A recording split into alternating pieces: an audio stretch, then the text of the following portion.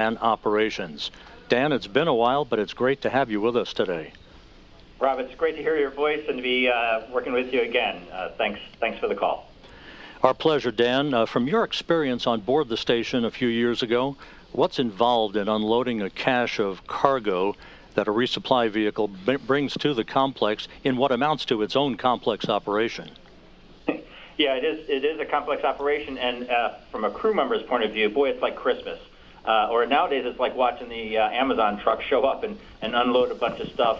We're bringing 8,000 pounds, over 8,000 pounds of stuff to the crew, and not only is it the scientific experiments and stuff that the space station itself needs, but it's food, it's clothes, and really personally to the crew, it's notes and mementos and stuff from their families and friends. It's great to put a little personal stuff in there. So it's an exciting day to receive a new cargo ship, but boy, they've got a lot of hours ahead, unloading everything, putting it someplace in the station, and then and filling it back up with trash. And Dan, this Cygnus is named after astronaut Patty Hilliard Robertson, a good friend of yours, who tragically lost her life in a plane crash in 2001. You knew her very well. So on this day, a special day for you, your thoughts about her and the fact that Cygnus is named in her memory. Yeah, one of the things we've done on Cygnus from their very first mission is name them after space pioneers, people that are very important to the human space program. And this is very personal for many of us. In my class, we've been able to name a Cygnus for Pierce Sellers, and Laurel Clark was the last one. And in this one, we get to honor Patty Robertson. She was in the class of 98. We were in the class of 96, so we were sort of the sophomores to her freshman class, and so we got the honor of being with those guys when they were getting ready for their first 238 flight and their first sim and their first NBL run, and so got to know them very well. Patty, she lit up a room. She was so wonderful to work with. Her attitude was great. She was smiling. Everybody loved her, and it's such a tragedy when we lost her. So it is certainly my pleasure and my honor to be part of the Cygnus team that gets to honor Patty and her memory and get her into space sort of officially, or get her namesake into space. So it's really a fantastic honor and a pleasure for us to be able to do that. Dan, thank you so much for your time today. Appreciate your thoughts, and good luck today. Dan Tawney, Northrop Grumman's Program Manager for Human Exploration and Operations. With that, Jesse, back to you in Hawthorne. In order to support Cygnus missions, SpaceX designed a custom fairing and payload transfer truck with a mobile clean room to support late load operations, which happen while the rocket is horizontal and on the pad deck. Late load refers to loading cargo in the final hours before launch and after the spacecraft has already been encapsulated inside the fairing. The fairing modifications includes a new roughly 5-foot by 4-foot fairing door that opens directly into the mobile clean room. At T-minus 24 hours, late load ops began. Techs removed the door and opened Cygnus's forward hatch to load time-sensitive cargo right on the pad. And then at T-minus 7 hours, Falcon 9 went vertical. Now with T-minus 8 minutes to go, all is looking good for an on-time liftoff today. Again, the payload and vehicle are healthy. The range is ready to support, and weather looks amazing over there in Florida. For now, let's head back to Rob for a closer look at the science on today's mission. Rob? Jesse, thanks. We're at T-minus 7 minutes, 30 seconds and counting to the launch of the Falcon 9 rocket and the Northrop Grumman Cygnus cargo craft, which, as we said, is delivering about 4 tons of science and supplies to the space station. Science for every crew that lives and works on board the station is the main objective of activities up on orbit. Today's delivery is designed to improve robotic surgeries on Earth, 3D printing techniques, and the growth of cartilage and microgravity. So let's take a quick look at the science aboard Cygnus.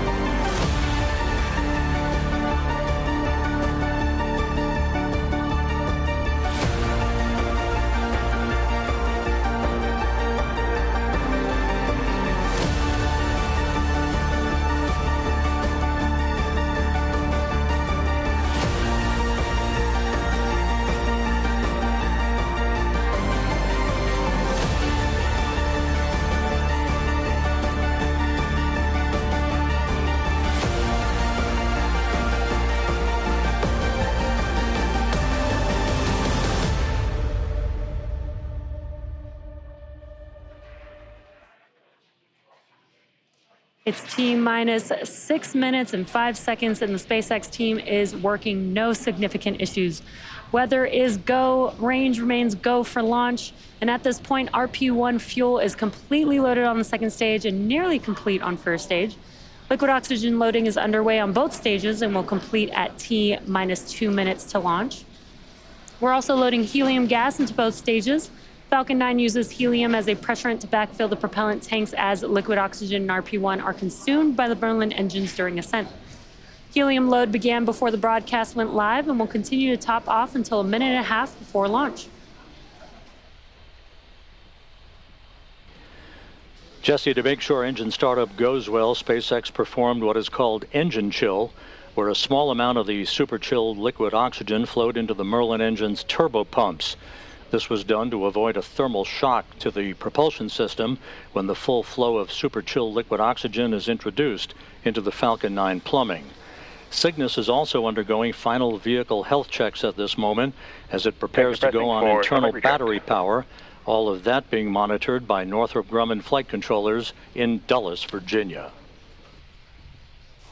Now, the next event coming up will be the transporter erector retracting away from the vehicle. Now, the transporter erector, or the TE, is that large structural structure next to Falcon 9, which you can see there on your screen. There are some clamp arms that are around the second stage just below the fairing. Those will open up first, and once they are fully open, then the TE can recline away from the vehicle. And we did hear a call out that strong back retract is starting now. And it's a bit slow and slight, but you can see on your screen those clamp arms that I mentioned just below the fairing there are opening up. Again, in these last few minutes, Falcon 9 is performing final health checks on its primary communications, avionics, and propulsion systems in preparation for flight.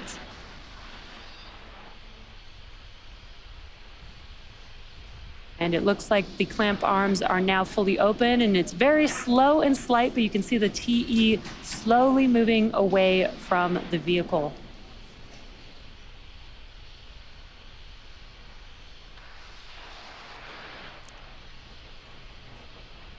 And that should conclude the TE retraction. Now, we may hear some callouts that engines are also sufficiently chilled as we get a little closer to liftoff.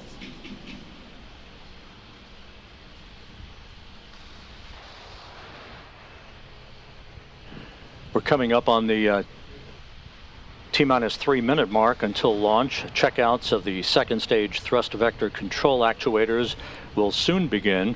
This is referred to as an engine gimbal or wiggle test, when SpaceX moves the nozzles ever so slightly to make sure that the guidance hardware is acceptable for flight. SpaceX does the same checkouts on the first stage engines. That happens just a few seconds before engine ignition. By the way, at the time of launch, the International Space Station will be flying some 260 statute miles over the South Pacific, southeast of New Zealand.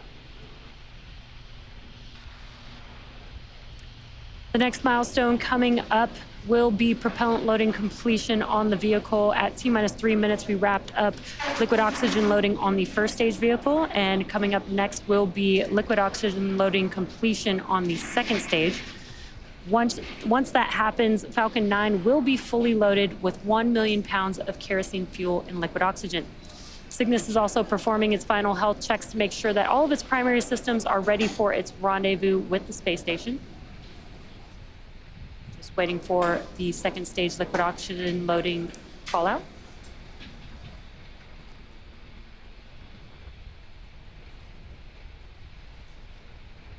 Stage 2 lock flow complete. There it is. That concludes propellant loading on Falcon 9. Now that this is complete, we will begin to vent out, and you can see it there on your screen, the liquid oxygen line on the transporter erector.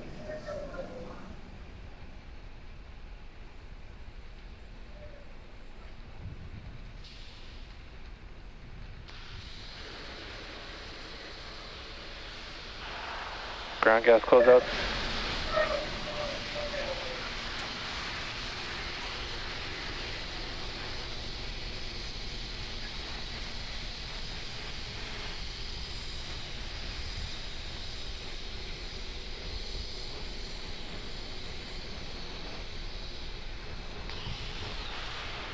Falcon 9 is in startup. There's the call. Falcon 9 in startup. Cygnus now transitioning to internal power.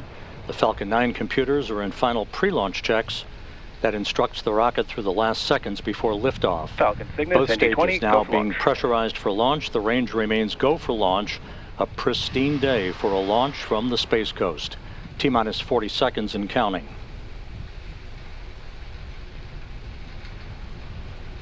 30 seconds.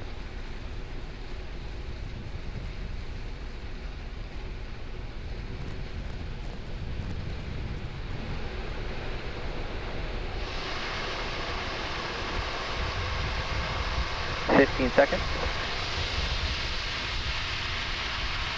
T-minus 10, 9, 8, 7, 6, 5, 4, 3, 2, 1.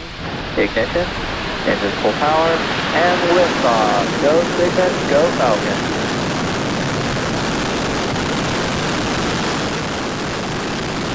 Falcon 9 and Cygnus begin their flight, taking aim on the International Space Station. Pitch and roll program are in. Falcon 9 arcing out to the northeast. MOD tier and pressure compass.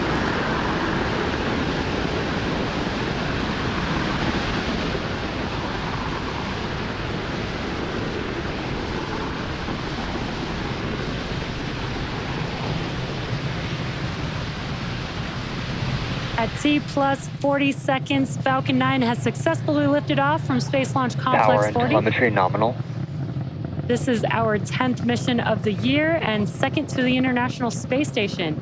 And we've throttled down our engines in preparation for max Q, which is coming up here in a few seconds. This is the largest structural load. Supersonic.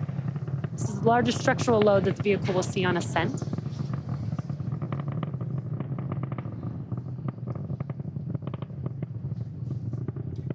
Max Q.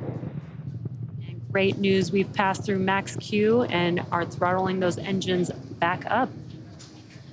Next up will be 5 events in rapid succession. That will be main engine cutoff, stage separation, second engine start or SES-1, the boost back burn startup on the first stage, and fairing separation. Main engine cutoff, or what we call MECO, is where all 9 M1D engines on the Falcon 9 first stage will shut down. It's all those engines that you see there on your screen. And this will be followed by stage separation, or the separation of the first and second stages. A few seconds later, the Merlin vacuum engine on the second stage will ignite to boost Cygnus to low Earth orbit, which is also known as SES-1. Then Falcon 9's first stage will ignite again to orient itself to head back to land with the boost back burn. Shortly thereafter, the fairing halves will separate and expose the spacecraft to the vacuum of space. Again, those 5 events coming up in a few seconds. MECO, stage separation, SES-1, the boost back burn starting up, as well as fairing separation. MECO. Stage separation confirmed.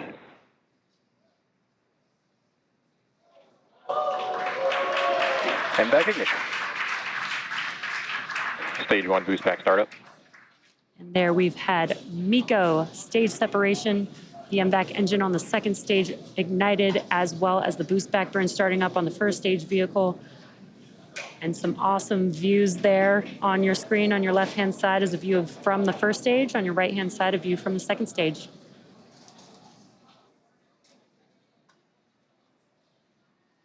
Fairing separation confirmed.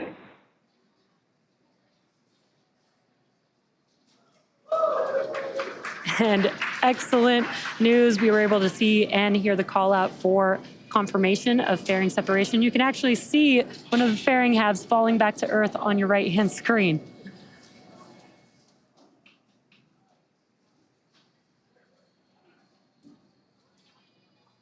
Stage 1 boost back shutdown.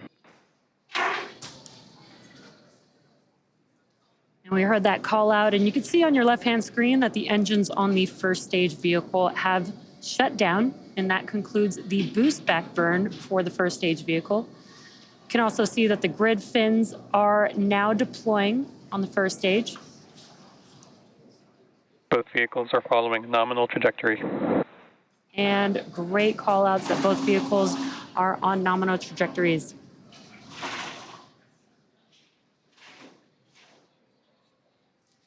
Some awesome views on your screen. Again, on your left-hand side is a view from the first stage.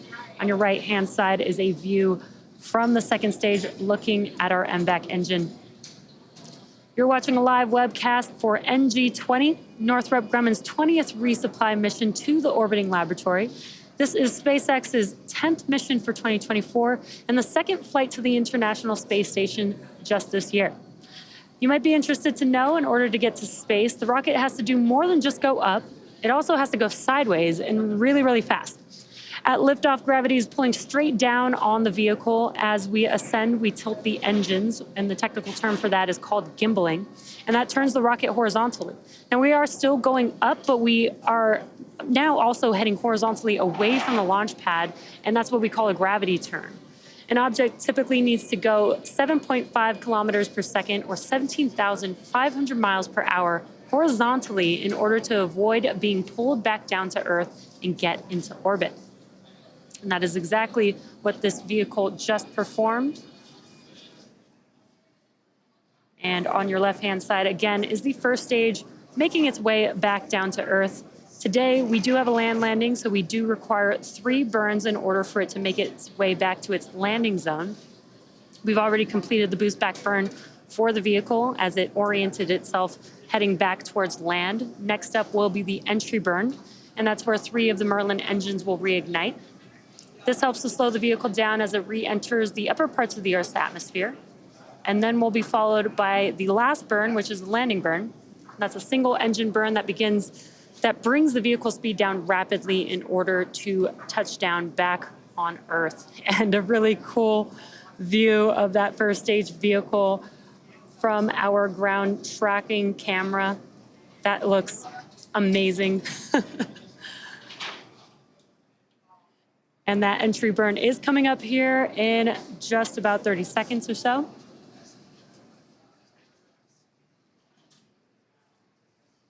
Views look amazing today.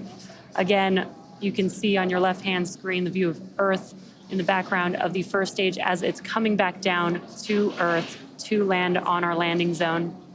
Right-hand screen, again, is of the second stage, looking aft at our MVAC engine.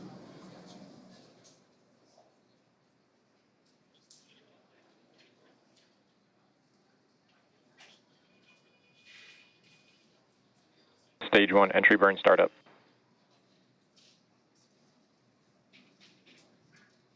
We just heard that call out, and you can see on your left-hand screen that the engines on the first stage vehicle have reignited.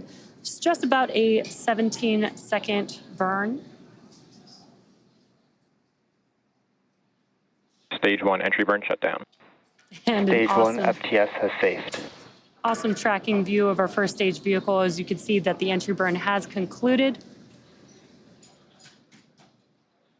And the first stage vehicle continues to make its way back down to Earth. Both vehicles continuing on a nominal trajectory. And this is an incredible view that we are getting of the first stage vehicle heading back to land. Right now it's using its 4 grid fins to guide Stage 1 transonic. the vehicle during its descent. And this is amazing. You can see those 4 grid fins deployed. What a view that we have. Stage 1 landing burn.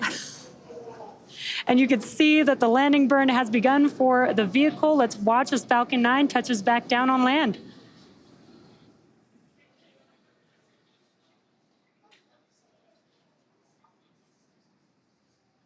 Stage 2 FTS has saved. Stage 1 landing leg deploy.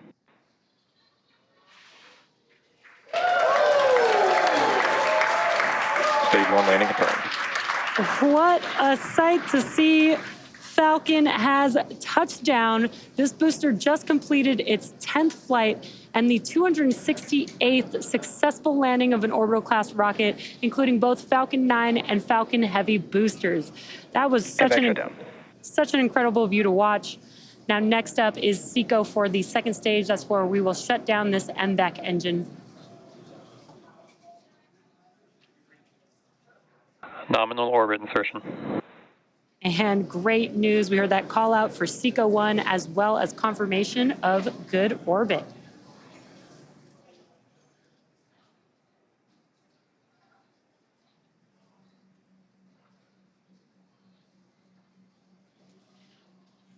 At T plus 9 minutes and 15 seconds into the mission, the second stage has one last major task, commanding separation of the Cygnus spacecraft just a few minutes from now. For those of you just tuning in, you're watching a live webcast for NG-20, Northrop Grumman's 20th resupply mission to the International Space Station. This is SpaceX's 10th mission for 2024 and second flight to the International Space Station this year. And for those of you following along, you'll know that Cygnus will be joining two SpaceX Dragon spacecraft that are already docked at station as part of the Crew 7 and Axiom 3 missions. Crew 7 docked with the space station in August of last year, and Axiom 3 arrived earlier this month on January 20th. We are getting some incredible views. Again, what you're seeing on your screen is a view from the second stage looking aft at our MVAC engine. And you can see today that we are flying a shorter nozzle.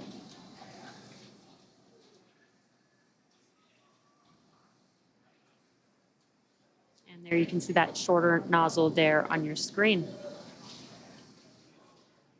Both Northrop Grumman and SpaceX have a long history of supporting the International Space Station with cargo missions like today's. SpaceX's first commercial resupply services, or CRS mission, CRS-1, launched in 2012 and made history by restoring America's capability to deliver and return cargo to the station.